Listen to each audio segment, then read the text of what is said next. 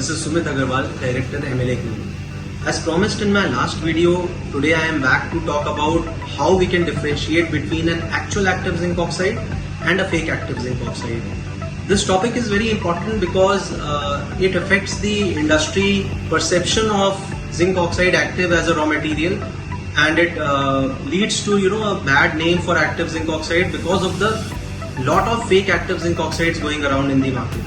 We discuss today some simple methods, mostly simple, and some instrumentation based methods which can be used to differentiate between a fake active zinc oxide and an actual active zinc oxide.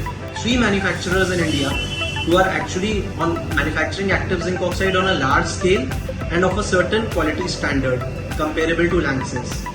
These 3 manufacturers are MLA. We are the largest with an installed capacity of 1000 tons per month. And then there are 2 other good companies. One is Counterfeit Silox, it's a multinational, and there is Rubamin. Rubamin is again a Mumbai based, it's a big company. Now MLA has been researching on active zinc oxides for the last 25 years, and what we manufacture today is a complete range of active zinc oxides which no other manufacturer has, and we test it in our rubber laboratory to ensure that our performance is better than the competition. So yeah, we'll come back to a topic on how the industry can differentiate, can find out whether the active zinc oxide which they are going to use, is it a good product or not. The first test here is called a pink spot test. So first we'll understand what are pink spots and how do they influence the properties of rubber. When white seal is manufactured, there is a combustion pressure in the furnace because it is manufactured by burning zinc dross. Now this combustion pressure leads to zinc ash particles going into the product and being collected along with the zinc oxide. These ash or metallic particles, sometimes they are unoxidized or partially oxidized metallic particles. They act as points of oxidation and crack initiation in the rubber, and they spoil the aging properties of the rubber. Now there is a test called pink spot or anthraquinone test. The details of the test you will find in the link which I am attaching in this video, but in essence it shows you the free metal particles in the form of pink spots in a petri dish. So the zinc oxide is present in a layer in the petri dish, so it's a white background, and when you observe the petri dish after the reaction at the bottom, the free metallic particles appear as pink spots. So the more the number of pink spots, the more is the content of free metal particles. And our active zinc oxide will have 0 pink spots, which means one is that your rubber is not going, there are not going to be any points of weakness, points of oxidation, cut growth initiation in your rubber matrix. Secondly, if you go for microwave curing, then there will be no sparking in the microwave. So those pinholes and micro defects will not occur in the rubber matrix. So this is the first test. The links are here in the description below. The second test is lead qualitative. So you are checking for the presence of lead. It will tell you whether lead is below 50 ppm or above 50 ppm qualitatively. So again, I will not go into the details of the method. They can be found in the description. But the essence is that you use potassium dichromate as a indicator, as a reactant, and if turbidity appears in the solution, that means lead is present. So if heavy amount of turbidities are present, as you can see in the picture on the extreme right, then that product has has more lead content. If it is less, as in the picture in the middle, you can see the turbidity of the solution. And for a completely transparent solution, you can assume that the lead is below 50 ppm. Now what we typically guarantee is lead below 10 ppm. Our specification is 20 ppm, but typically it is below 10 ppm. So if you want to find out below 50 ppm, because lot of international standards will require the lead to be below 10 ppm, you will have to check it with an atomic absorption spectrophotometer or a ICP machine. So for this you can get the sample tested at any authorized testing laboratory who have atomic absorption spectrophotometer or ICP method instrumentation.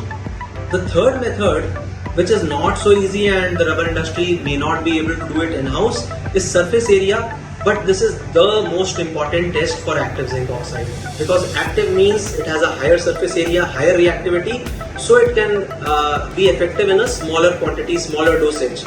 up to 40% or even 50% and sometimes as low as 70% dosage can be used in certain products. Typically, we do not recommend going below 40% dosage for our higher grades. So surface area, friends, is measured by an instrument called a PET, surface area analyzer.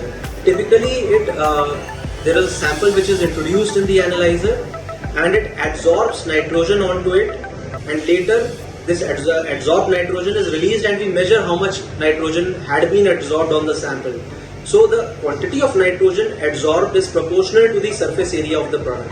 Hence we can calculate the surface area of the product depending on the quantity of nitrogen that is released at the second stage.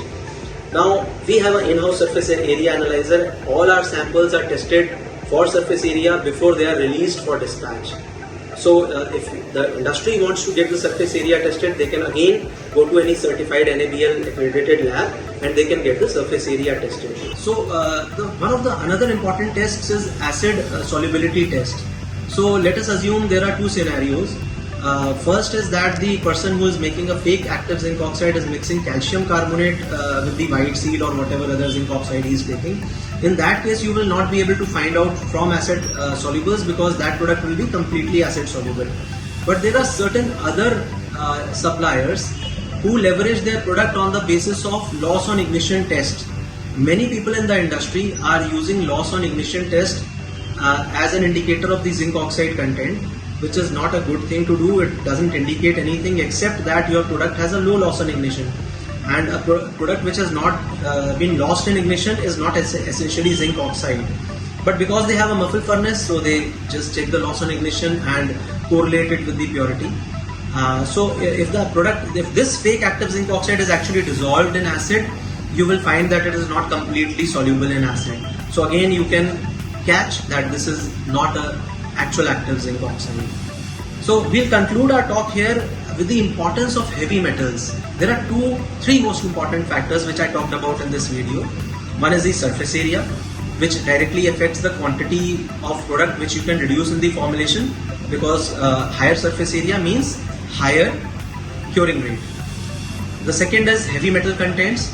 So more heavy metal contents mean faster degradation of the product.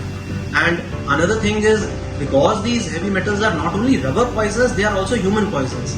So whenever a rubber product is meant to come in contact with humans, like maybe a toy or a pharmaceutical product, a pharmaceutical rubber product like an injection cap or a vial cap, or even if it is a sheet, even if it is a footwear, nowadays you may be aware that the Indian government has come out with certain legislations for the ingredients which are going to be used in the footwear. And there also there is a lot of restriction on heavy metals and other carcinogens. So the second important, another important thing about having lower heavy metals in your product is that you will be able to export it to the regulated markets like Europe and America, where they are very conscious about the heavy metal contents which are human poisons. And the third important thing is the ash content or the free metal particles which always accompany white seal zinc oxide. So when a fake active zinc oxide is manufactured using white seal as the raw material, combining it with a filler, then those impurities, whether it is ashes or metal particles or heavy metals, they are going to come in the active zinc oxide also, because it is not actually an active zinc oxide. So this is the importance of not having heavy metals in your rubber product. So if you have any questions, any doubts, any queries related to what we have just discussed, please feel free to write to me and we'll be glad to answer your queries. Till then, bye bye, thank you.